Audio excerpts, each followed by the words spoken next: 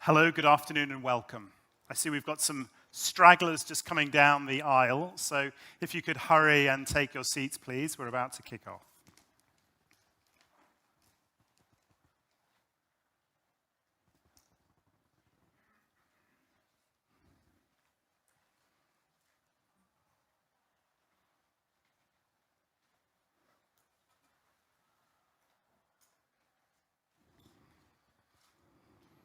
Welcome.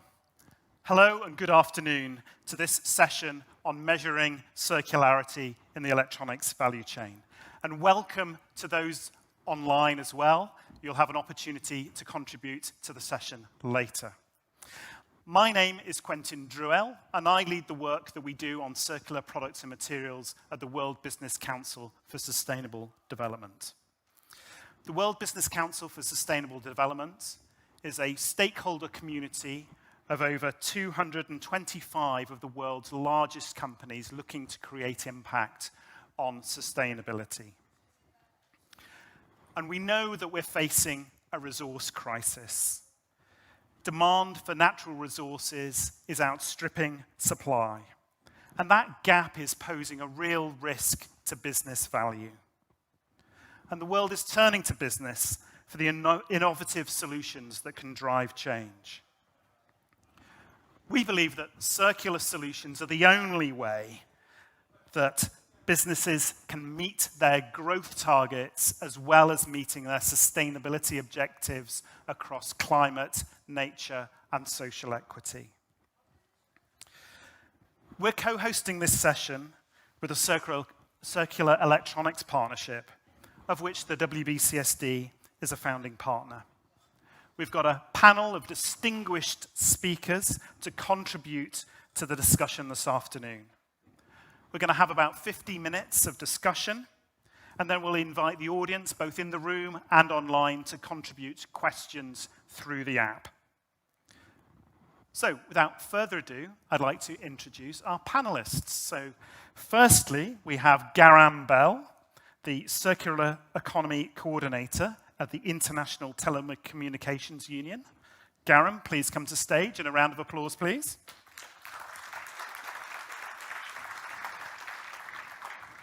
Burju Tunker, Circular Economy Program Manager at HP. A round of applause, please. Jonas Dreger, Senior Manager, Environmental Initiatives at Arup. David Hirschler, Senior Manager, Environmental Initiative, David Hirschler, Chief Sustainability Officer at ERI. And Rick Goss, Senior Advisor at CERI. Thank you very much. So we know that the Global E-Waste Monitor has been the most comprehensive reference publication for verified data on global e-waste since 2014. And updated every 3 years, it's recognized by the industry as the barometer of how the world deals with one of the fastest growing problematic waste streams in the world.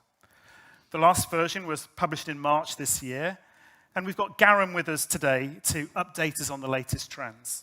So Garam, can you tell us a little bit about the Global E-Waste Monitor and the findings in the latest report, please? So the Global E-Waste Monitor is the world's most comprehensive compilation of data and statistics and information on electronic waste. It's released every few years. It was released most recently. The latest edition was in March. It tells us that the world is generating 62 million tons of e-waste per year currently, and that equates to, on average, 7.8 kilograms per person. We know that the circular economy has a potential to reduce climate impact, and actually the report also points some numbers in that direction as well. For example, 900 billion kilograms of primary ore extraction has been avoided due to the use of secondary raw materials from recycling of e-waste, which is related to the 62 million tons figure that I mentioned. Now, in terms of carbon emission equivalents, that translates to around 52 billion kilograms of carbon emissions equivalent. We also know that there is a huge economic potential in the e-waste that's being generated to tap into the urban mine. And in that sense, we know that there's a value, an economic value in all the metals included in e-waste of about 91 million USD. And that's greater, sorry, 91 billion USD, and that's greater than the GDP of several countries, in fact. So maybe just to finish on one last key point, Quentin, from the monitor, is that law is also a key driver for transition to circular economy for electronics. The report tells us that those countries with a legislation on e-waste have, on average, a recycling rate of 25%, whereas the majority of those countries without, that recycling rate is 0%. Back to you. Okay, thanks very much. I mean, some startling figures there. I mean, the one that really stood out to me was that $91 billion of value are wasted. So this really sounds like something that businesses need to take action on, and urgently. Can you perhaps speak to how the private sector is responding and what action is being taken? Yeah, you know, absolutely. It's really critical, the industry response in this manner. And I'm glad to say that we have important initiatives, important global platforms, such as the Circular Electronics Partnership, the CEP, which is a global community that's come together to transition the sector towards greater circularity. The CEP was formed in 2021 with 6 founding partners, 2 of those being the International Telecommunication Union and WCEF2024. And those 6 partners are working currently together with over 20 leading tech companies from the electronics sector to transition the sector, and they've defined a roadmap and a vision to overcome some of the key barriers towards greater circularity. And I'm also happy to say that that roadmap that I referred to has been updated to keep up with the times and the increasing challenges. And it also points towards some new areas, some important areas, such as the Scope 3 emissions, the benefits towards this through circular business models, but also provides clearer guidance in this regard towards progress measurement. And actually, I would also like to invite people to check out the website where you'll find that roadmap. That's at CEP2030.org, and that's a brand new website, and the roadmap and all the information is available on that website. Great, thank you. So CEP2030.org, that's the place to go.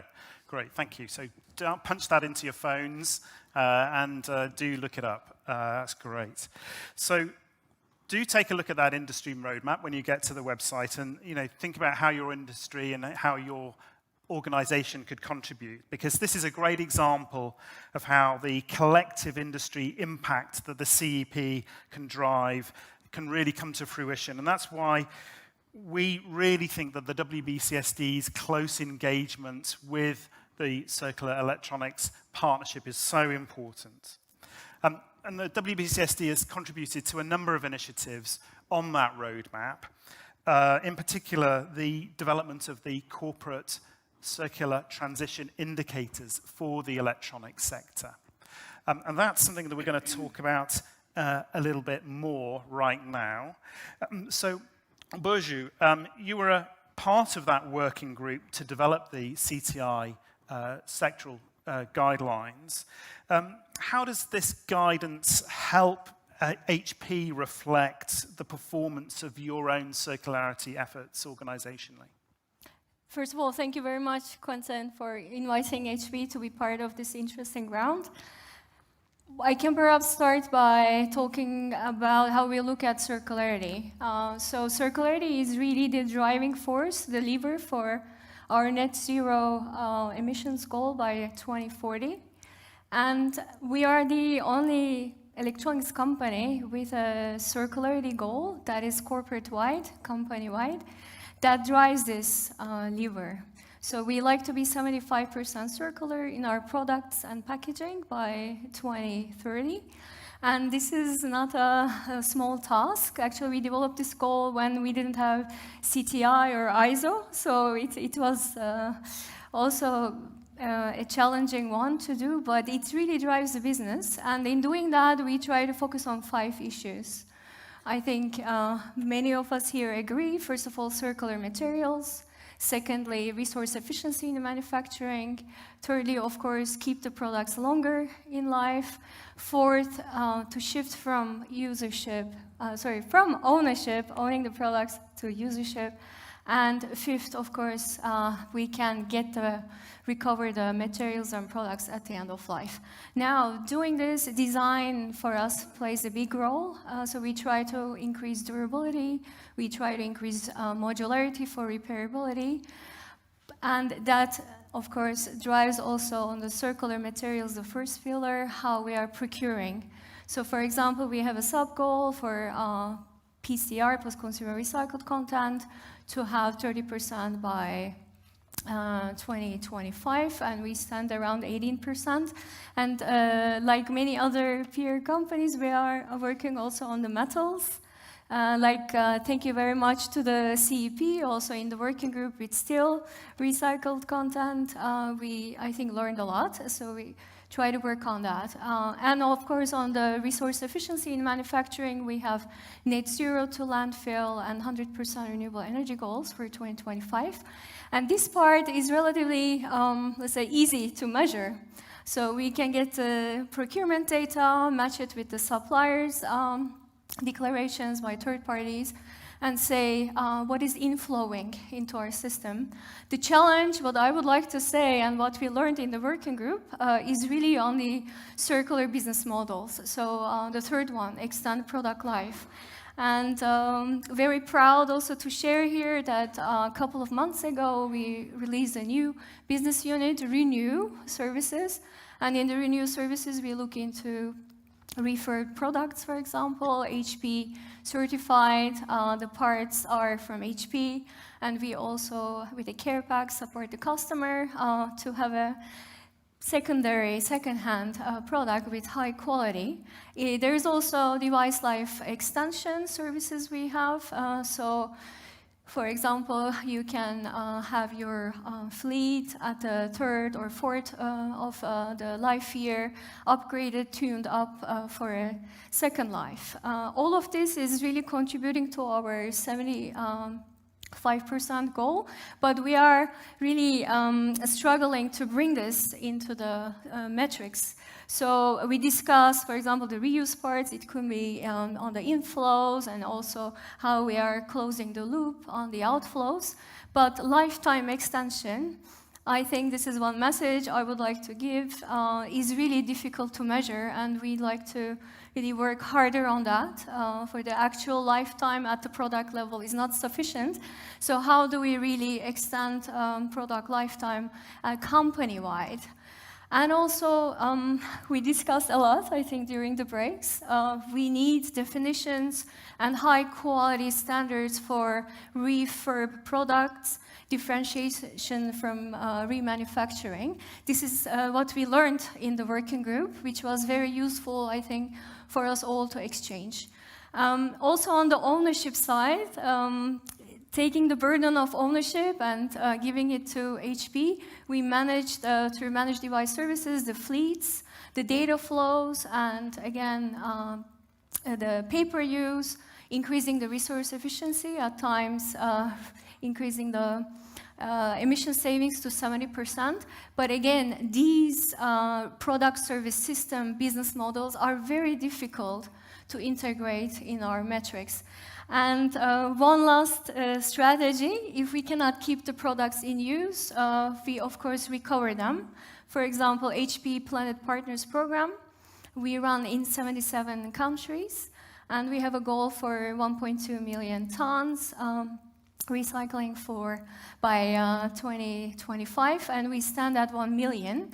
However, when we want to report on this, share our effort, There are many different standards we are seeing coming into the market. So for example, ISO 5920, we have UL 3600, Selenek here in Europe, and they all tell us different kinds of metrics. So what we really like to have at the industry level to get harmonization, like the definitions on these outflow metrics, so we can really show good performance of closing the loop. Not only giving it to recyclers, but really taking the parts back, because it really saves, as I said, 70% greenhouse gas emissions compared to new products. So let's harmonize is my message, and let's compare, as we sit here, apples with apples, not different type of metrics. So that would, I think, give us a great leverage. Wonderful. Thank you so much for that, Burcu. That's really insightful and brilliant to hear how you're taking action right across the value chain to drive towards that ambitious goal of 75% circular, and the use that you have for those standardized metrics and tools to really chart that progress. So great insight. Thank you very much indeed. So continuing in that theme about how organizations are putting theory into practice, I'm going to come to Jonas Dreger from Apple now. How does Apple, a major player in the industry, measure impact, and how do you measure progress when you're thinking about material innovation and circularity strategies? Yeah, thank you for the question, and thank you for having us today. It's really a pleasure being here, and there's a lot of faces in the audience and here on stage with whom we share history, so that's really wonderful. To your question, last year at WCEF, there was a speaker in the plenary that outlined the relationship between climate and circularity, and we see that in our work as well. So what we've said is that by 2030, we want to have achieved carbon neutrality as a company.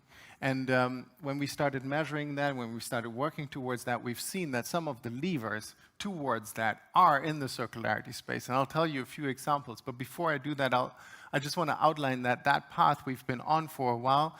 We've peaked our emission in 2015. Since then, every year it's been going down. The totality about 45%.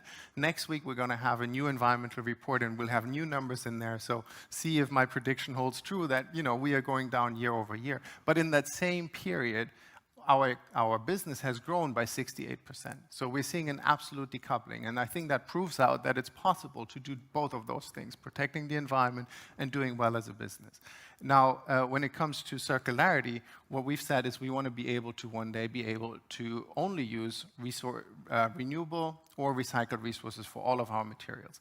That is a process a journey that we are on. Obviously, that takes time, but we are already making very good progress. We're currently at about 20% across the board for all of our products by mass. And the way we've gone about that, to your question about metrics, is one, we are linking the carbon metrics and the circularity metrics, but two, when we wanted to understand what are the materials, what are the levers that we have, what we've done is we went and we worked with a German institute, Öko Institute, to develop material impact profiles. Those material impact profiles for 45 of the materials that we have in our products help us understand what are the social, the economic, the supply chain issues, that are environmental issues that are related to the products that we use. By doing that, we've identified 14 priority materials. We're adding a 15th one this year, that in totality are responsible for about 87% of all the materials we use. So if only we close those, if only we close the loop on those, we are really, really far on our journey. And these are materials like gold, tungsten, tin, cobalt, copper, rare earth, plastic, gold, lithium, paper, materials like that. And so what we're now able to do is we're measuring progress material by material, not product by product, but material by material. So for instance, on aluminium, we now have across our portfolio, about 2/3 of the aluminium is certified recycled aluminium. Tungsten, 95% across the portfolio. Rare earth, we had 73%. And because we do that year over year, we know that last year we've been at 45%. Cobalt, 25%. And we've announced last year that by 2025, we're going to be able to close the loop, reach 100% on 4 of those materials for select components, gold, tin, cobalt and rare earth. So we think we're really going to be able to accelerate some of that work as well. And taking all of that together really drives the circularity of our products, but really allows us also to address the climate crisis, which is so very urgent. Thank you very much, Jonas. So some of the points you mentioned there really useful to think about how that then cascades down to the role that recyclers need to play at the end of that value chain, and how demand shifts from virgin inputs to recycled inputs. So I'm going to come to David at ERI next. Obviously, the topic of circularity feels quite different when we're talking about recycling firms compared to the brands and what brands and product companies have to do. So how do you see the circular guidance helping companies in the recycling sector? Sure, thank you. And yeah, I should introduce ERI, since for some reason we're not as well known as these guys. But we're the largest e-waste recycler and reuse provider in the US, and processing around 50 million kilograms a year of different types of electronic materials. And really, our role in the value chain is to do the dirty work. So we're bringing that material in, and it's not necessarily a pure stream of HP product, Apple product, or anybody else. It's a giant mess. And our role is to make sure data is removed, because people are not going to be getting rid of their product if they're not comfortable with what's happening. We're making sure it's responsibly managed. So we have all sorts of certifications, e-stewards, R2, data security standards, ISO standards, to make sure people who are bringing material to us, and as well as our customers, the manufacturers and retailers, et cetera, are comfortable with the process. And then our role is to then be able to assist, if we're working with manufacturers within or outside of a regulated environment. The US, unlike the EU, has decided if there's one country, let's have 28 different laws for e-waste management. Wonderful.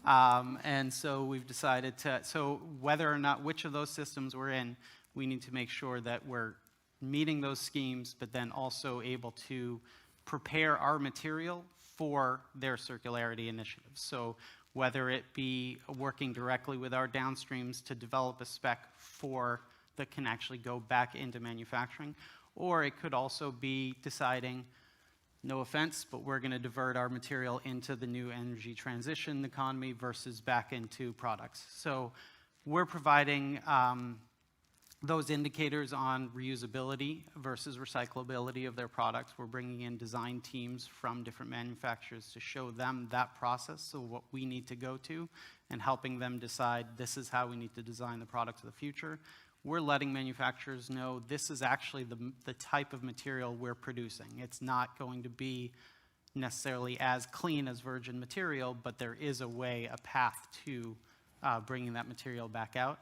And then, as Gara mentioned, there is a sizable impact on Scope 3 emissions for our customers, and so we're trying to track all of that and report it back. So, but on top of those sort of direct goals, because we're out there actually bringing the material in, we also are looking at different indicators on the social front. We want to make sure that our services are not just servicing the higher end, higher economical value material, but we want to have access to recycling to all communities throughout the US, and obviously as we expand throughout the globe, so that you're ensuring that your access to recycling and to end-of-life services are as equal as possible.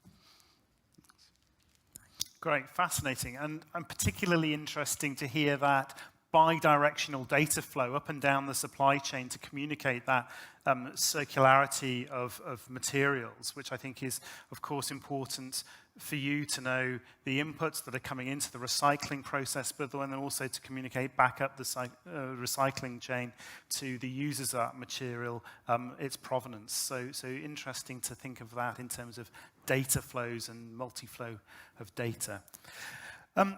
Just before we come to you, Rick, I'd just like to remind the audience, both here in the room and online, that we will have 10 minutes for questions at the end. So please do get onto your WCEF app and use the app to submit questions. I think may well also have some microphones if that's an easier way. But please do put your questions into the app so that we can discuss those at the end. Coming to you, Rick, I know that you're here as a standards development organization, SERI.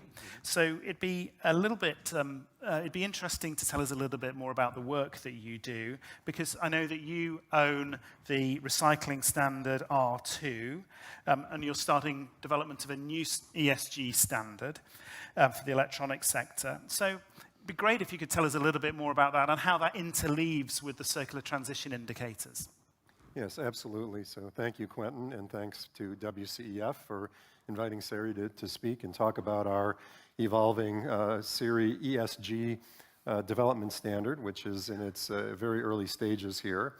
And as Quentin noted, SERI oversees and implements the R2 practices, the responsible recycling practices, which David mentioned just a moment ago here. So R2, we have about 1,200 certified recyclers across about 40 countries.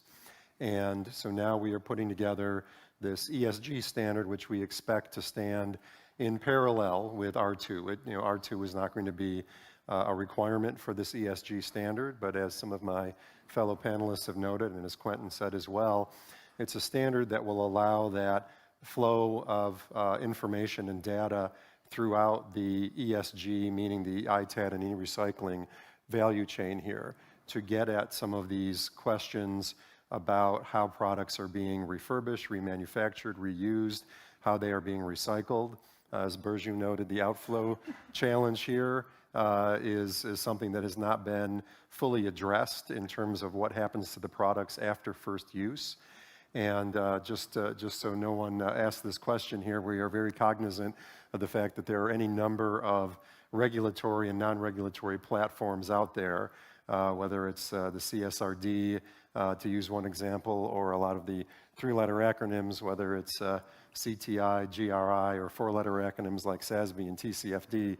So we're very well aware of that. So what we are looking to do, following our first in-person meeting of our technical advisory committee just the week before last, is to build on these existing platforms, understanding that there are numerous ESG criteria that we can borrow or we can reference for the ITAD and e-recycling industries.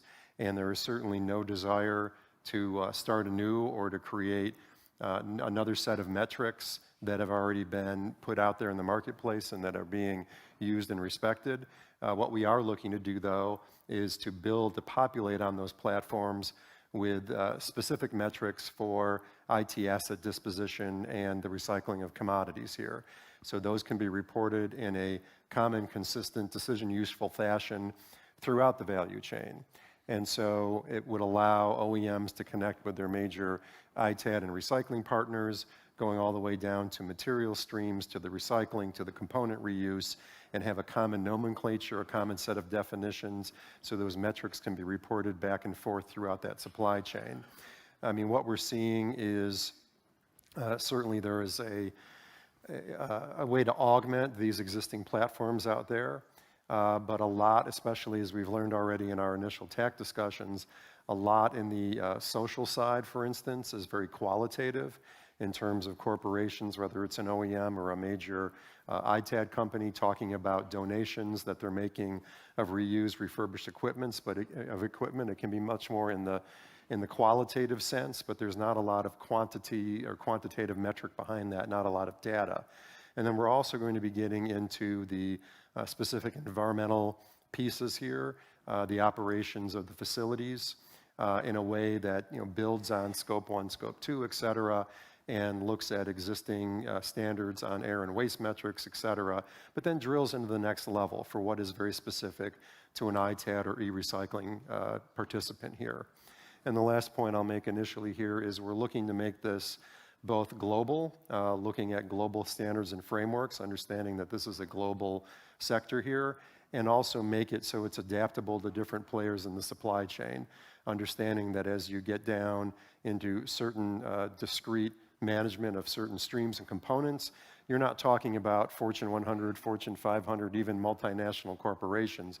You're talking about smaller operators, and we want to make sure that they have an ability to participate in this standard, to feed their data up to the next partner, and so it can be aggregated and come up through an ERI, go to our OEM partners here, and that common definition, that common set of quality that's verified. Thanks, Rick. I like your points there that the standards have to be scalable, both in terms of organization and also applicable across different geographies to actually meet the objectives that we're trying to drive with those standards. So well noted. And I think, we know that standards are a really important part of driving action. But I'm going to bring you, Berju, back into the conversation now. We know that policy can also be a really important driver. And perhaps you can tell us how policy has influenced the work that you have done at HP in driving circularity and driving circular metrics. Thank you very much. Yes, policy is a real driver, and it can go in the right direction or, might create chaos.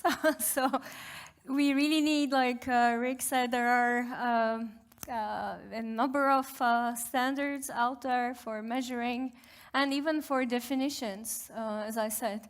So this really affects our work, how our business units are responding. We really need to take the confusion out. For example, for a refurb in France, we use the word reconditionné.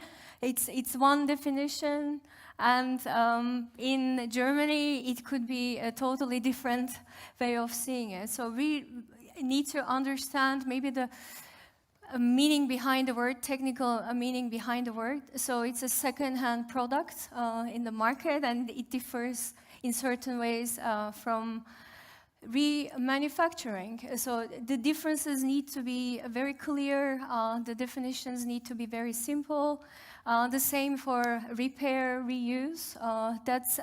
Those clear definitions really drive us to take action. Like we can pass on the actionable items to our businesses. And also, it would be good to use already existing definitions. So ESRS has already defined exactly the EU taxonomy very well, refers to circular economy alignment. And there's a reuse, refurb section. So let's utilize that when we are doing standards. But most importantly, I would like to mention the great power of public procurement. And today, public procurement usually refers to recyclability. But in order to drive circular business models, like in some EU countries, it's already coming up, we should also talk about second-hand, refurb products, reuse content. So it shouldn't be this or that, it should be either or, so we can crowd the market with really products that stay longer in use. So we want, in order to drive our circularity work, the metrics we have, 75%, so we can drive that goal. Also the green public procurement driving it. And finally, I think EPR, we are all working with extended producer responsibility. It needs to also evolve, right? We need to see EPR systems really encouraging longer use of the products and also reuse content being awarded. So that would really drive, I think, our sector to move and absorb the circular economy business models that I explained before. Great. Thank you very much indeed. And moving on to Jonas again, in terms of the work that you're doing at Apple, I imagine that requires a big investment in R&D and innovation. Perhaps you could tell us a little bit more about the work that you're doing to accelerate your circularity in that regard. Sure. And to me, it's one of the most exciting parts of the work that we're doing, that innovative spirit. Just a few weeks ago, we've launched our latest MacBook Air 13 and 15-inch, which is the first product in Apple's lineup that has crossed the threshold of 50% recycled content for the entirety of the product. I've mentioned aluminium before. 2/3 of our aluminium across the board is recycled content. For the MacBook, it's 100%. The only way to achieve that kind of high level of recycled content is through innovation. We had to reinvent the alloy of aluminium, for instance, in order to do that. And that same sort of innovative spirit, we're also trying to apply to the entire work we do throughout the value chain, if you wish, of our products. So at end of life, in Texas, Austin, we have an R2 certified facility that is a material recovery lab where we are trying to understand how are our products being recycled, how can we do that better, how can we innovate, how can we help in collaboration with recyclers to understand the way our products can be better recycled. We've innovated, we've, for instance, developed a number of robots. Some people might have heard about Daisy. Daisy is a robot that disassembles iPhones. 29 models at this point in time, from iPhone 5 to iPhone 14, into separate components. We all know recycling is a play for purity. The higher the input material is pure, the better you can get a sort of output. And so by doing that, you can separate specific components for targeted recycling that can then go to specialty recyclers, and that really allows us to close the loop, that allows others to close the loop. And that's the kind of innovation that we'd like to inspire and see. We have other robots, Dave, Taz, that focus, for instance, on rare earth. So that kind of innovation, yes, we see that in a number of places of our environmental work. Great, thank you very much, Jonas. Sure. And then moving on to David again. When you're thinking about the actual collection of devices at the end of life, tell us a little bit more about the criticality of that part of the process and some of the best practices that you look to put into play to make sure you are optimizing that recovery part. Sure. So the first thing that we always like to tell our customers, our clients, our manufacturers, is that this stuff costs money. You know, there is so much value in the material that we're recovering, but it takes a lot of investment to get to it. You have to move the material. There's logistics. There's, as I said, sorting, and there's analyzing for reuse. There's data destruction. There is, and simply breaking apart something that has aluminum, steel, critical minerals, precious metals, and all sorts of glues and adhesives, breaking that down into components. And so that's sort of the first critical part that we always need to teach everybody. If anybody is giving you, hey, I'll pay you for this stuff, half of it's ending up in a river in Nigeria, and you don't want that. But even on that front, there's that first part. Once you get that, it's all about efficiency in order to be able to be the most effective at carefully recovering this material. So whether it be siting facilities to eliminate the amount of truck traffic and amount of truck miles we're moving, whether it be adding AI and robotics to our sorting process to be able to help us identify potential valuable materials, potential reusable materials before it it goes through the process and is destroyed. Identifying products with batteries. So the last thing that doesn't help recycling is if your recycling facility blows up. So you need to be able to identify any product that has a battery, sort that material, carefully separate it, and then you have the ability to extract materials from those batteries for the energy transition or into new product. And so it's really, on our end, it's making that process as clean and cost-effective as possible, but also really educating. Again, there is an investment that's needed to make this work, and it can work, but there has to be that upfront part. Great. Thank you very much indeed. Now we've got some questions come through from the app, so if you haven't put your questions through on the app, do so now. That's the only channel that will be taking questions. So please do, if you have any burning questions you want to put to our esteemed experts, then please do that now. Some good ones here, so be prepared, panel. I've got some challenging questions for you. This first one is interesting. It's talking about moving from a product model to a service model.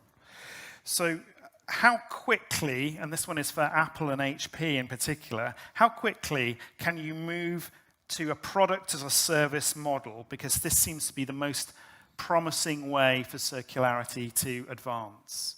So acknowledgement that moving from product to service is desirable, but how quickly do you think it can be done? Maybe coming to you first, Burcu. Yes, I can gladly talk to that. As I mentioned, we have the managed device services for our hardware and managed print services.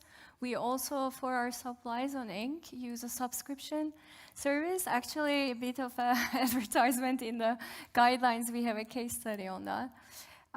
It is really beneficial for the customer to really receive the service of not really thinking about, okay, how do I manage this device on my own? So they can only focus on the function of that device. They can also save paper and all that. So explaining this benefit is, first of all, very crucial. And it is not the usual working of any of the industry. So this needs to be very clearly explained. If we go over that hurdle, what comes up is in our financial systems, we of course have our assets getting depreciated, right? So if you buy from HP a device in 3-4 years, this asset goes financial value 0. So you can just get rid of it and it's done. So we need to really shift those financial accounting models so that in the balance sheets of companies, our customers, the value that they can harvest can be visible. So they can then see, working with us, is that they are really putting those materials back into the economy. So I think the speed of product service systems becoming normality depends a lot on that. It is the financial system, the accounting systems changing, and also the way that we are looking at products and their functions changing. So it's mindset shift and financial shift. That's quite some work to do, but I think with CEP, we are really eager to work on those fronts. Terrific, thank you. Jonas, any comments to that one? Sure. First of all, Burcu is very eloquent, so I'm not going to repeat what you've just said. This thing's great. Two, Apple is known for the hardware we put out, but obviously we have a flourishing services business as well. Apple Music, Apple News, Apple TV, and Apple Fitness, and so on and so forth. And so those are product as a service, if you so wish. To the question of how do you get devices back, I think it really depends on the channel, on your go-to market. If you're in a business-to-business kind of environment, we have different offerings for a business-to-business environment than what we do in a B2C environment. In the B2C environment, the one thing I would call out for everyone here and also online is that we have a really great trade-in option where you can give your old device back and you get, depending on the condition of the device, really, really good value for that, and I'd really recommend you to check that out if you so wish. Great, perfect, thank you very much. So I'd like to just bring Rick perhaps into the conversation now, and think about incentives, and incentives around standards in particular. What would be, and this is the question, I'm just reading it off, so apologies to whoever submitted this for misrepresenting you, if I do.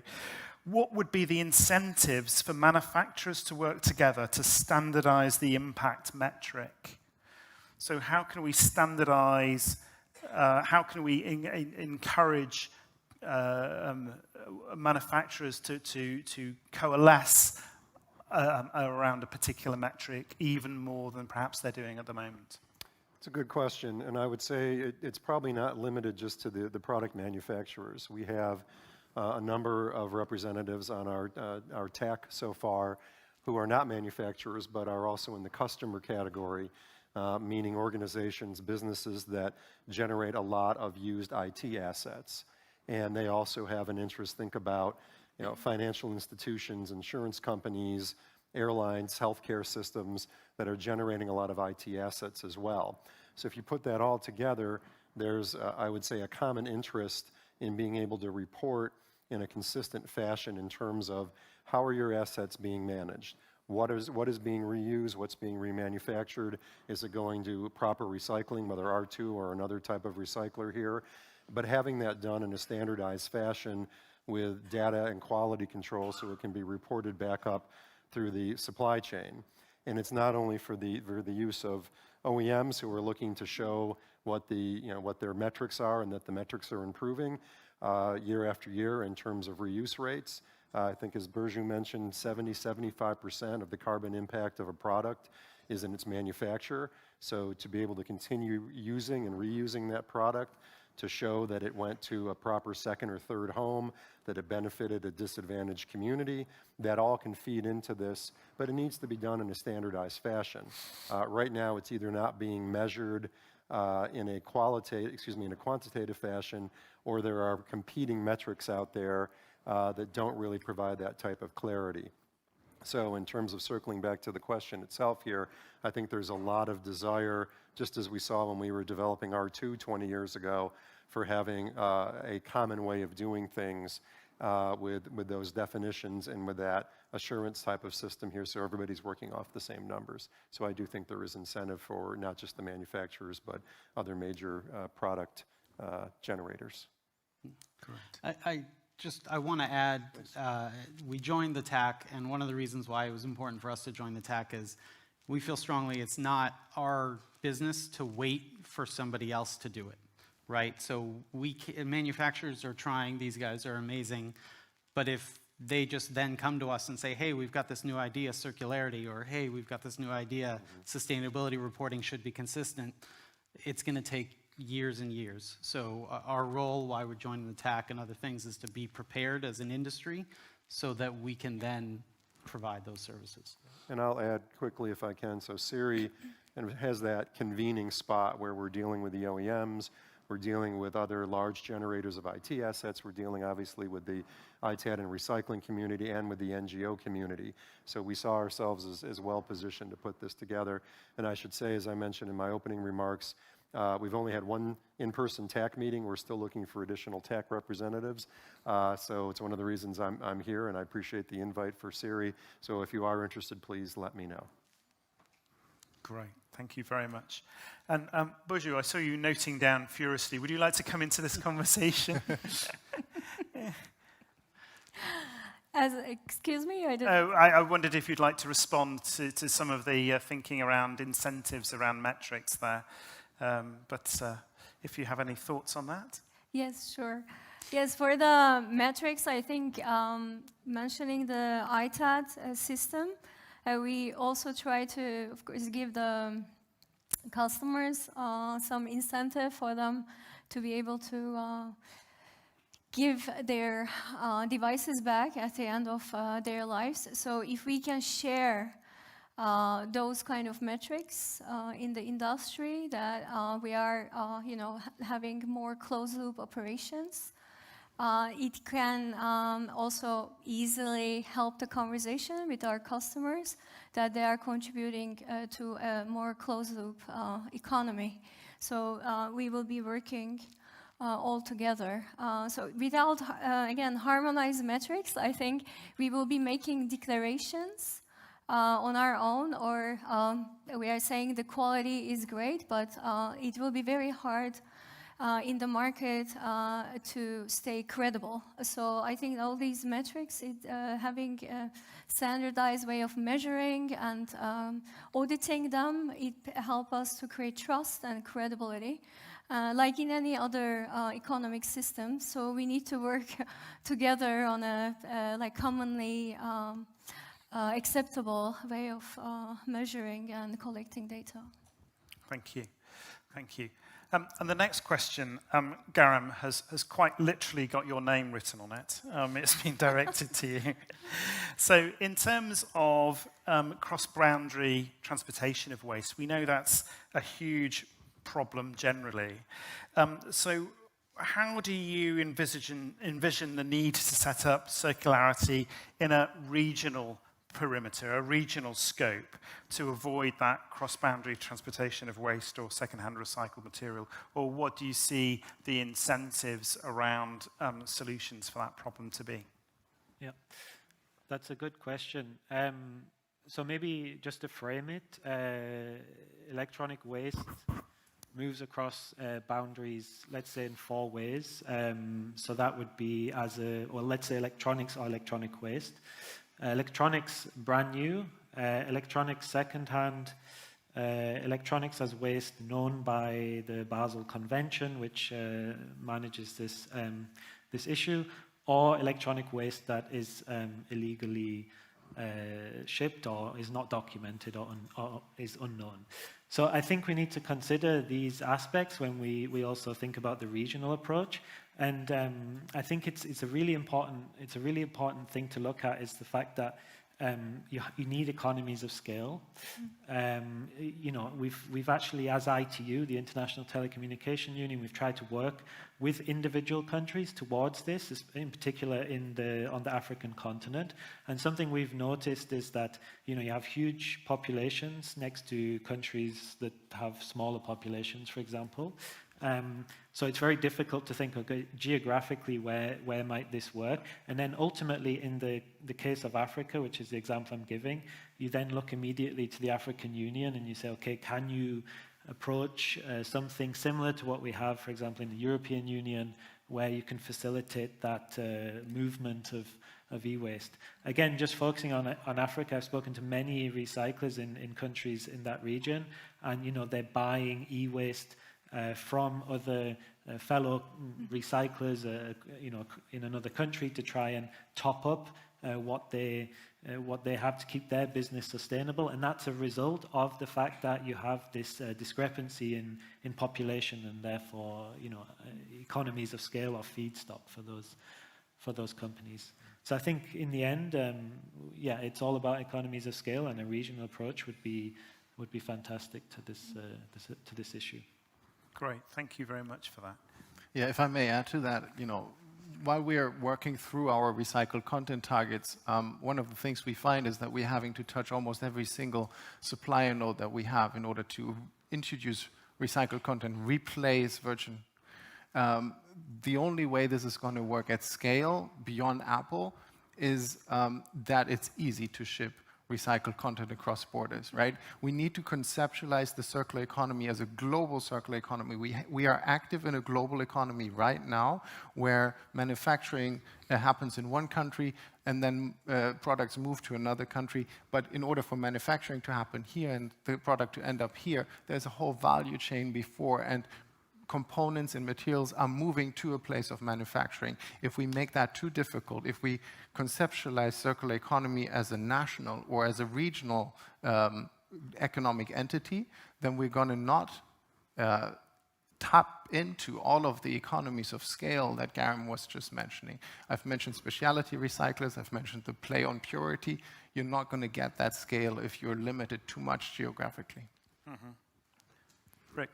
Yes, if I could weigh in on that as well. So I've worked for the high-tech and medical device sector at the Basel Convention on electronics for probably about the last 20 years almost. And I'll just echo what Jonas had to say. One of the challenges we see in Basel is that there's really a focus on preventing streams from moving across boundaries.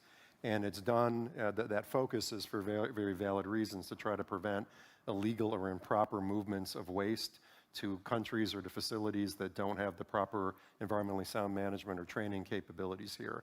What we've seen and why the high-tech and medical device sectors have been so engaged over the years is that a lot of the approach from Basel is really preventing the types of devices that you want to move to get into regional hubs in a given country, because these hubs are very sophisticated. They're very expensive to put together and operate. You can't have one in 197 different countries. So there needs to be that initial transboundary movement to support the circular economy, so that the good actors, the types of companies up here on the stage and others, can actually move their used devices, recover those high-value components, so they don't have to make a whole nother batch of spare parts that just sit somewhere in a warehouse. They depend on being able to recover components, high-value components and spare parts, so they can service equipment in the field and keep it out working for longer. And what we see in Basel is there's a very strong focus on trying to keep things from moving across boundaries. So this is one thing we need to look at, and I'll note next January, the start of the new year, the new Basel e-waste amendments go into effect. And so we'll see how that plays out in terms of the movement of used equipment going forward and waste equipment. Great, thank you. And Burcu, I think, supporting the point, we are all aligned here, we have been laughing, really for all the circularity principles, not only for recycling, again, for repair, right? We have the new regulations coming up in all parts of the world, and we really need to use those parts to repair and have high repairability indices, right? But if we just produce those parts with like fresh manufactured, they might sit in our inventory. So if we can simply have access to those parts again, that will be really supporting the circular economy, not only again on the recycling part, but on a higher levels of circularity like repair and reuse. Great, thank you. So I'm conscious of time. I've got a lot of questions have come in on the app. So there's a lot of questions around the digital product passport, which I'm not going to broach at this final moments of the conversation. But perhaps just step back a little bit, and I'm going to put the same question to all of you as we close the panel session around the communications, perhaps both digital, but also communications to stakeholders up and down the value chains.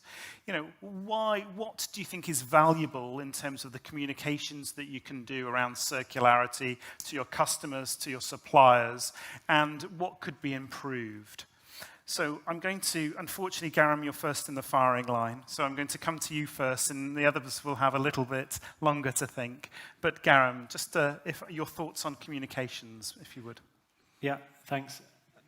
I'll try my best since I'm not representing a company, but you know, something we've seen in our work is the need for convenience and incentives.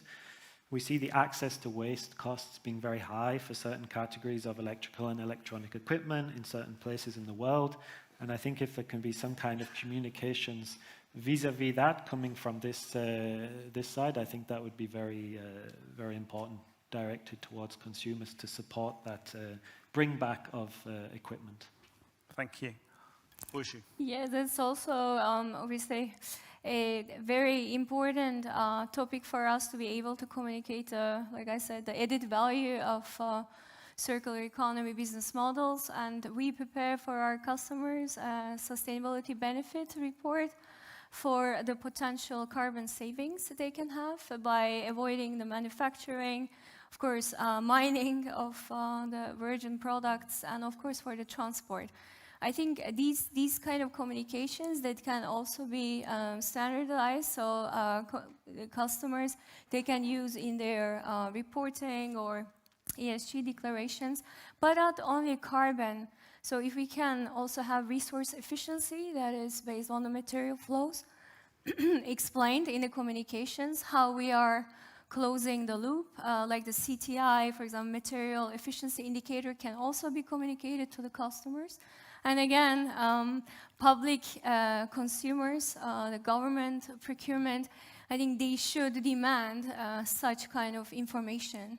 We are obviously providing recycled content, repairability, the design efforts we have as information, but I think the effect will be much, much higher. And again, comparability and trust, if we can report on a standardized manner how we are having reused content, refurbishing, and of course, closed-loop take-back. That would, I think, bring, through communications, big change. Thank you very much.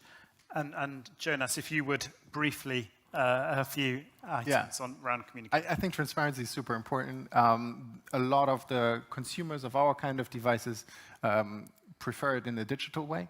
So we think digitalized also allows us to provide more transparency.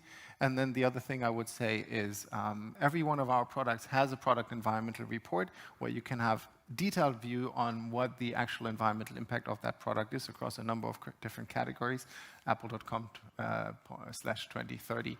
And that's also where our new environmental report is going to be hosted next year, or in the next week. So I think, really driving that transparency is super important indeed. Great, thank you. David? So thank you, because I'd actually forgotten to mention this. So we were just awarded a $5 million grant from the federal government, the US federal government, to do a massive education campaign to consumers as well as collectors with stakeholders, actually HP and the CEP community as a whole, and many others, to help them understand the importance, what their accessibility options are, how they can manage their data, do they have to worry about batteries, what they can look for. So really helping consumers understand what does responsible recycling mean and how they can do it. And it's going to take the next few years, and we're incredibly excited to see what our stakeholders tell us. Hey, this is in addition to all of the things I just mentioned. What else do we need to inform communities? Their carbon impact is going to be huge. What actually happens with recycling is something that's constantly going to be asked for. Great. And finally, thank you. Thank you, Quentin. I'll go to the basic, what gets measured gets managed, and that's a big point and a driver behind what Siri is doing on this ESG standard here, to come up with that common, credible, transparent set of metrics and data that can be communicated up and down the value chain, because having that ability to quantify and verify the data so we can see what kind of benefits are being generated from reusing equipment, from reusing components, from repairing, from proper recycling. All of that is the baseline of this Siri initiative here, so they can have that common language throughout the supply chain from all the users, the customers, and the reporters as well. And I think that will raise the level of awareness about what's working and what needs to be improved. Thank you very much. Well, thank you. And as if by magic, the QR code to download the sectoral guidance for the circular transition indicators is on screen. So please do snap that and take a look. Also, just a reminder, please go to CEP2030.org to take a look at the roadmap for the Circular Electronics Partnership, and access the great materials and the work that the Circular Electronics Partnership have done over the last years.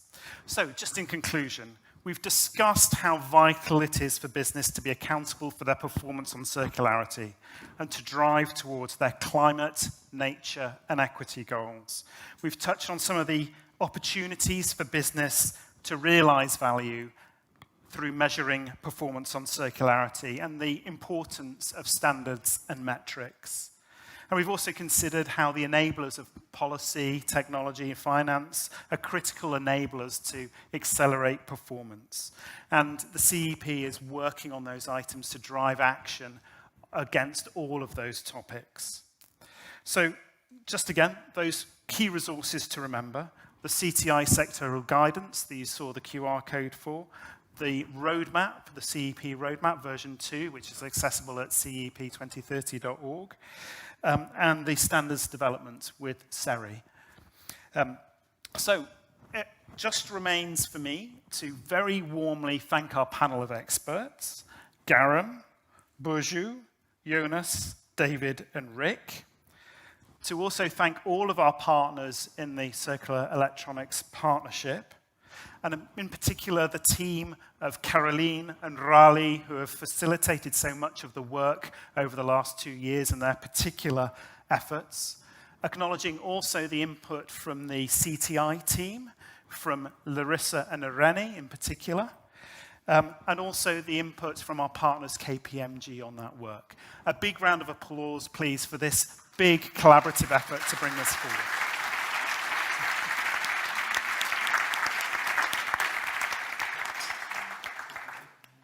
So that's all from me. It just remains with me to wish you a very pleasant evening and a good day into tomorrow's WCEF. Thank you very much and goodbye.